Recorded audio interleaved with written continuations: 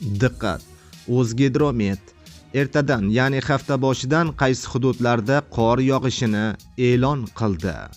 Assalomu alaykum, hurmatli tomoshabinlar, tezkor yangiliklardan birinchilardan bo'lib xabardor bo'lishni istasangiz, videorolik ostiga like tugmachasini bosib qo'yishni unutmang. Diqqat qiling! O'zgidromet agentligi 22, 23 va 24 dekabr kunlari kutilayotgan ob-havo prognozini e'lon qildi. Unga ko'ra, Qoraqalpog'iston Respublikasida havo bulutli bo'ladi, yog'ingarchilik kutilmaydi. Ba'zi joylarga tuman tushishi mumkin. Yo'llarda ba'zi joylarda yaxmalaklar yuzaga keladi. Harorat kechasi 1-6 daraja sovuq, kunduzi 0-5 daraja iliq bo'ladi. Buxoro va Navoiy viloyatida havo o'zgaruvchan bo'ladi. Ba'zi joylarda biroz qor yog'adi, tuman tushishi mumkin. Yo'llarda ba'zi joylarda yaxmalaklar kuzatiladi. Harorat kechasi 2-7 daraja sovuq, kunduzi 2-7 daraja iliq bo'ladi. Toshkent, Sirdaryo viloyatida havo bulutli bo'ladi, yog'ingarchilik kutilmaydi. Ba'zi joylarga tuman tushishi mumkin.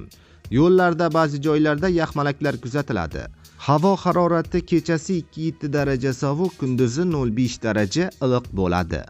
Samarqand va Jizzax viloyatida havo bulutli bo'ladi. Ba'zi joylarga qor yog'adi, tuman ham tushishi mumkin.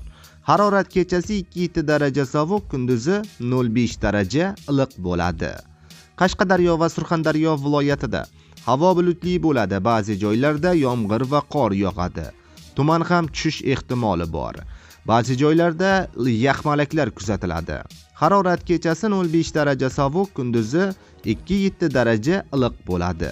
Andijon, Namangan va Farg'ona viloyatida ba'zi joylarga tuman tushadi. Yaxmalaklar kuzatiladi. Yog'ingarchilik kutilmaydi. Harorat kechasi 0-5 daraja sovuq, kunduzi 0-5 daraja iliq bo'ladi.